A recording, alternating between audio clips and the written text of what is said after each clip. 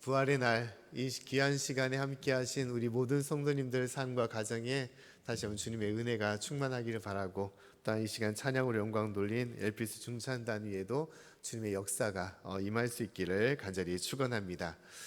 어, 아침에는 좀, 새벽에는 몸이 더 좀 힘들어가지고 장기침도 많이 했는데 그래도 많이 좀 좋아지고 있다 생각됩니다. 한 주간 이제 코로나로 보내다 보니까 되게 낯서네요.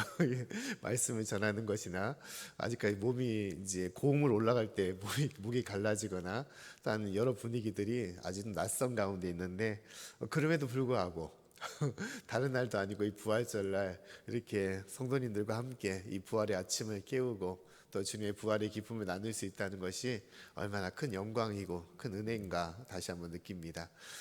진실로 이 자리에 함께 하신 우리 모든 성도님들의 삶에도 우리 삶에 여러 가지 고난과 또 어려움이 있을지라도 그 모든 사망 권세를 깨뜨리시고 우리 가운데 역사하신 그 부활의 능력으로 모든 것을 감당하며 또 이겨나갈 수 있기를 간절히 축원합니다. 할렐루야. 오늘 말씀은 이제 부활의 날, 이제 안식 후 첫날에 있었던 그런 말씀에 관해 이야기를 하고 있습니다. 보통 우리가 생각해 보면 예수님께서 다시 사신 이 부활의 날, 어떻게 우리가 상상을 해보면 놀랍게도 그날 딱 새벽 해가 뜨는 그 날에 무덤이 확 열리고 예수님께서 그 가운데 딱 나타나셔서 모든 만민들에게 주님이 살아나셨다, 주님이 부활하셨다라고 모든 것을 선포하는 그런 날이면 더 화려하지 않을까라고 우리가 생각해 볼 수 있을 것입니다. 근데 말씀 보면 전혀 그렇지 않은 상황이었음을 우리가 보게 됩니다. 자, 말씀 보면 두 여인이 나오고 있죠. 두 여인은 막달라 마리아와 다른 마리아라고 마태복음에서는 기록을 하고 있습니다. 이 두 여인이 무엇을 하고 있었느냐? 무덤을 찾아가고 있었다라고 말하고 있습니다. 그 무덤은 예수님께서 묻히신 그런 무덤을 말하는 것이죠. 무덤을 찾아간 이유는 죽은 시신에 유향과 향품을 발라서 그 시신에 대해서 예의를 표하기 위해서 이 여인들이 찾아갔음을 말하고 있습니다. 예수님께서 죽으신 지 3일이 되신 날인 거죠. 금요일 날 운명을 하시고, 그리고 이제 3일 후 이제 주일날 아침을 맞게 된 것입니다. 그동안 뭘 하였길래 이 여인들은 그곳으로 가지 않았을까? 안식일이라는 것은 우리가 잘 알다시피 가장 거룩한 날이 유대인들에게 이 안식일인 것입니다. 그래서 금요일 날 예수님께서 오전 9시에 십자가에 달리시고 6시간 만에 십자가에 묶여 있다가 오후 3시에 이제 숨을 거두게 된 것입니다. 그러고 나서 이제 금요일 날 저녁이 무엇이냐? 안식일이 시작되는 날인 것을 얘기하고 있습니다. 그렇기 때문에 이 십자가의 처형은 신속하게 치러져야 될 수밖에 없는 상황이었던 것입니다. 안식일이 시작되기 전에, 안식일이 시작된 이후에도 예수님께서 십자가에 달려 있고, 그렇다면 그냥 안식일 동안에 놔둘 수밖에 없는 상황인 것입니다. 그러면 참으로 곤란한 상황 가운데 있을 수밖에 없는 것이죠. 그 때문에 그들은 억지로 창을 찌르고, 그래서 더욱더 예수님의 죽음을 더 빨리 하게 되었고, 그러고 나서 오후 3시에 숨을 멈추신 후에 그 다음에 예수님을 급하게 이제 무덤에 묻어놓는 그런 상황 가운데 있었음을 얘기하고 있는 것입니다. 그러고 나서 이제 안식일 동안 토요일 저녁까지가 안식일이 되는데, 그 새벽에는 아무도 활동하지 않기 때문에 그 다음날 안식일 첫날 이 주일날 아침에 여인들이 무덤을 찾아오게 되었던 것입니다. 무덤을 찾아오면서 여인들의 마음은 어떻겠습니까? 큰 슬픔 가운데 있었던 것이죠. 그렇게 사랑하고 믿고 섬겼던 예수님께서 한순간에 이렇게 홀연히 떠날 수밖에 없었다는 것, 또 그것도 비참한 모습으로 떠날 수밖에 없었다는 것은 이 여인들에게 큰 아픔일 수밖에 없을 것입니다. 오면서도 이 여인들은 무엇을 생각했겠습니까? 이 무덤을 어떻게 열 수 있을까? 또 심지어 군사들이 있다는데 그 무덤에 우리가 들어갈 수 있을까? 이런 걱정과 고민을 안고 그들이 왔던 것입니다. 자, 우리나라와 같지 않게 이 유대인의 무덤은 어떻습니까? 동굴이라고 얘기를 하고 있죠. 동굴에 안치하여 그곳에 동굴 안에 돌문을 닫아놓음을 통해서 아무도 들어가지 못하는 상황 가운데 있었던 것이죠. 그 때문에 엄청난 그 문을 옮기는 것도 쉽지 않았던 것이고, 또 군인들이 있기 때문에 그 군인들을 거쳐서 들어간다는 것도 쉽지 않았지만, 여인들이 이곳에 온 이유는 오직 하나, 예수님이 죽으셨지만 예수님께 최대한 예의를 끼쳐서 예수님을 모시하겠다라는 그런 마음으로, 그는 가능성을 갖지 않은 불가능한 마음으로 오고 있었음을 얘기하고 있습니다. 근데 말씀 보면 어떠한 가운데 있었습니까? 말씀 보면 이 동굴문이 열려 있었다라고 말씀을 하고 있습니다. 큰 지진이 일어나서 동굴문이 열리고 그 가운데 천사가 있었음을 말씀하고 있어요. 그러고 나서 천사가 그들 가운데 나타나서 다음같이 말씀을 했다는 것입니다. 우리 5절부터 7절까지 말씀을 같이 한번 읽어보도록 하겠습니다. 자, 시작. 천사가 여자들에게 일러 가로되 너희는 무서워 말라. 십자가에 못 박히신 예수를 너희가 찾는 줄을 내가 아노라. 그가 여기 계시지 않고 그의 말씀하신 대로 살아나셨느니라. 와서 그의 누우셨던 곳을 보라. 또 빨리 가서 그의 제자들에게 이르되 그가 죽은 자 가운데서 살아나셨고 너희보다 먼저 갈릴리로 가시나니 거기서 너희가 배우리라 하라. 보라, 내가 너희에게 일렀느니라 하거늘. 아멘. 자, 이곳에서 뜻밖의 문이 열려 있다는 것을 그들이 보게 되었던 것이고, 그 안으로 들어갔더니 예수님의 시신은 보이지 않고 오직 누구냐? 천사가 있어서 예수님께서 다시 살아나셨다는 것을 그들이 듣게 되었고, 이 소식을 제자들에게도 알리라라고 명령을 받았던 것입니다. 그러나서 이 두 여인은 제자들에게 황급히 달려가서 그들에게 예수님께서 다시 살아나셨던 것, 천사들에게 들은 소식을 전하였던 것이고, 그 모든 제자들은 믿지 않았지만 베드로만 예수님의 시신이 사라졌다는 말을 듣고 이 동굴문으로, 이 무덤으로 달려왔음을 우리가 이후로 알게 되어 있는 것입니다. 자, 말씀을 보게 되면서 참 독특한 것은 무엇이냐? 여자들은 무덤을 찾아갔었는데 남자들은 무엇을 하고 있었다는 것입니까? 남자들은 숨어 있었다라고 말하고 있어요.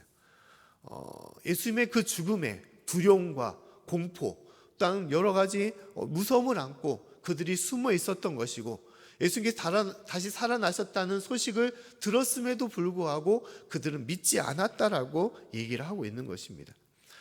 이 모든 정황이 어떤 상황이었음을 말하고 있습니까?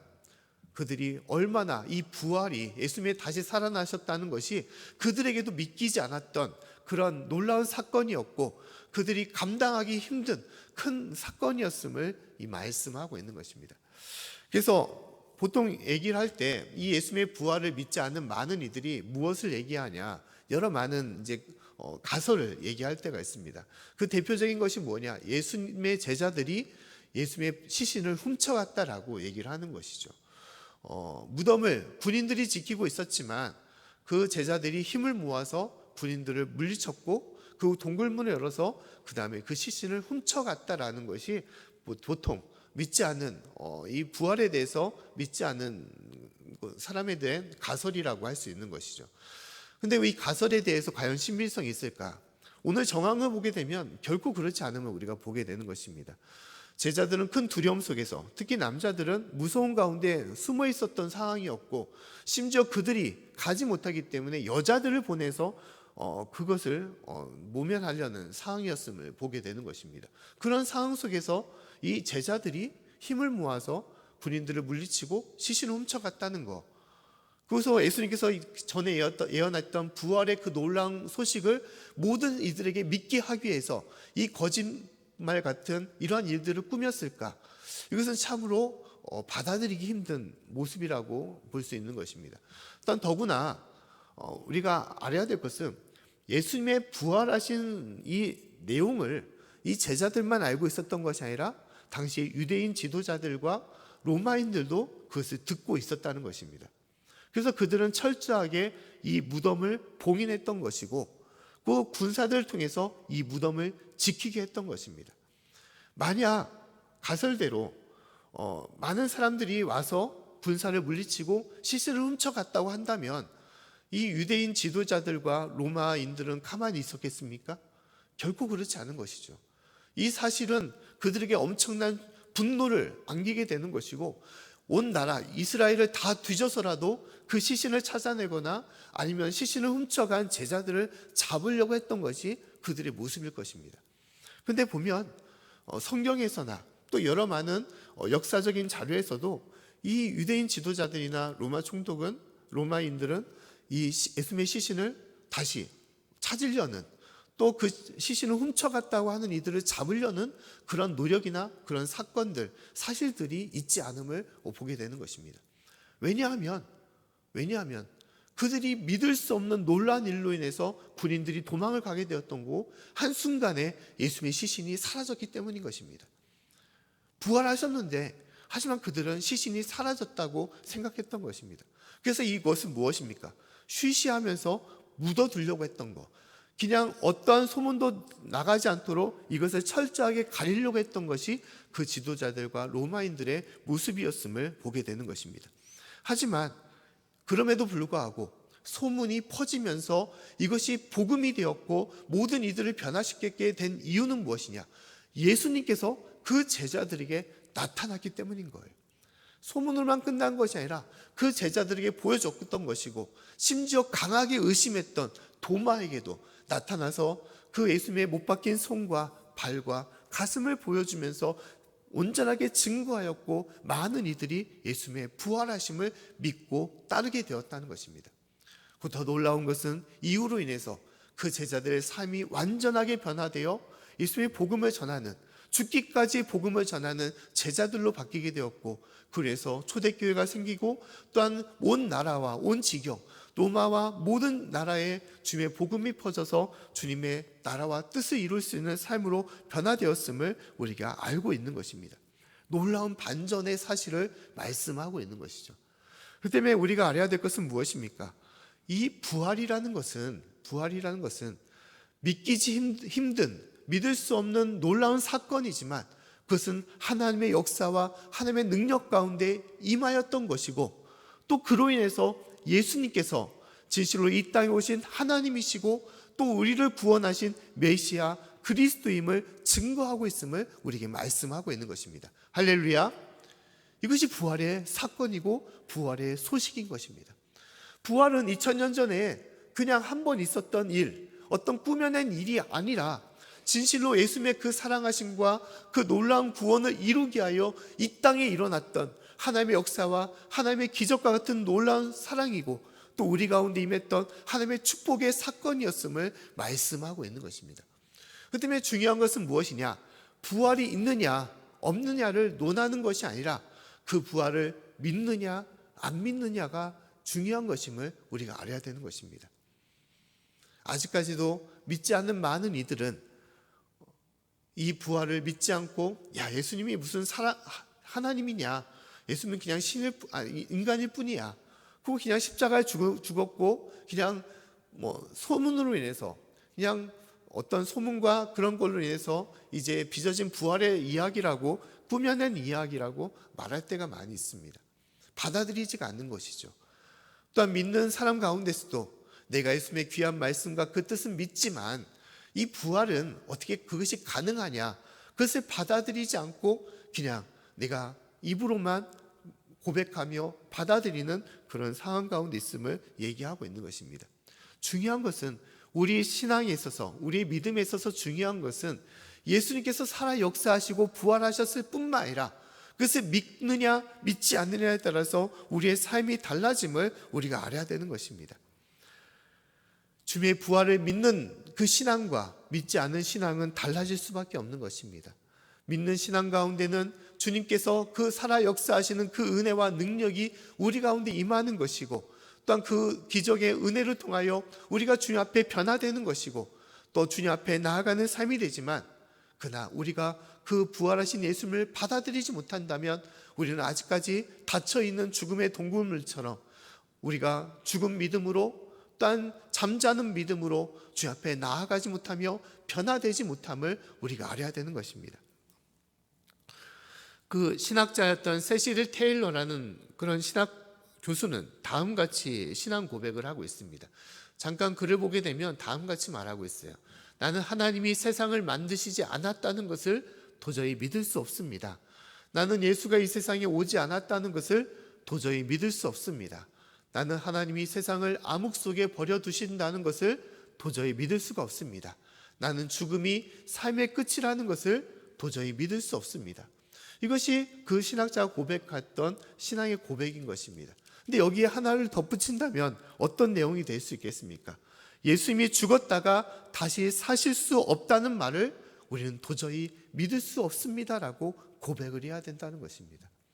예수님은 진실로 우리를 위하여 이 땅에 오셨고 우리의 죄짐을 대신하여 십자가에 달려 돌아가셨고 그것으로 끝난 것이 아니라 진실로 우리 가운데 부활하셔서 진실로 우리의 살아 역사하시는 하나님으로 증거하시며 우리의 모든 죄짐과 우리의 모든 삶을 다시 한번 주님의 능력으로 구원하셨음을 밝히 보여주신 하나님이심을 우리에게 말씀하고 있는 것입니다. 그 때문에 우리는 그런 믿음으로 살아가라고 말씀을 하고 있는 것입니다. 주님께서 우리 가운데 살아 역사하셔서 우리 가운데 성령님을 통하여 역사하시는데 가장 문제는 우리가 아직까지 주를 믿지 않아 우리의 마음의 문을 열지 못하고 주를 받아들이지 못하고 있는 삶이 문제임을 말씀을 하고 있는 것입니다. 오늘 새벽에 말씀하신 것처럼 말씀을 나눈 것처럼 고린도전서 15장 17절부터 19절 말씀에 다음 같은 말씀이 있습니다. 우리 말씀을 한번 같이 읽어보겠습니다. 자, 시작. 그리스도께서 다시 사신 것이 없으면 너희 믿음도 헛되고 너희가 여전히 죄 가운데 있을 것이요 또한 그리스도 안에서 잠자는 자도 망하였으리니 만일 그리스도 안에서 우리의 바라는 것이 다만 이 생뿐이면 모든 사람 가운데 우리가 더욱 불쌍한 자리라. 아멘.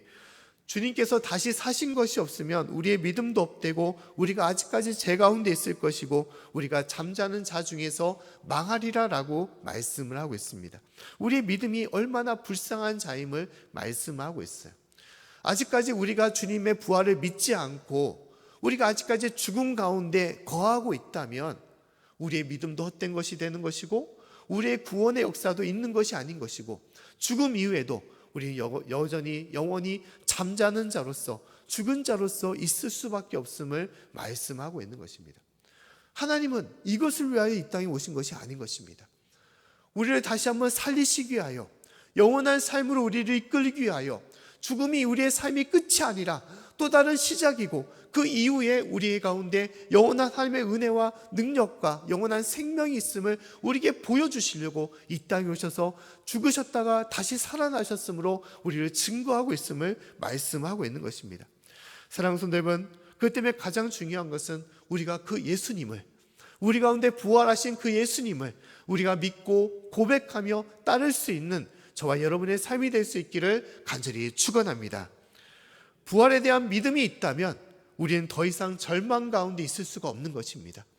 부활에 대한 믿음이 우리 가운데 있다면 죽음은 우리를 슬프게 하거나 우리를 힘들게 하지 않습니다. 부활에 대한 믿음이 있다면 우리는 죄로 인한 심판 가운데 두렵고 우리가 무서운 가운데 거하지 않는 것입니다. 마지막으로 부활에 대한 믿음이 있다면 우리는 영원한 생명의 소망을 안고 우리가 살아갈 수가 있는 것입니다.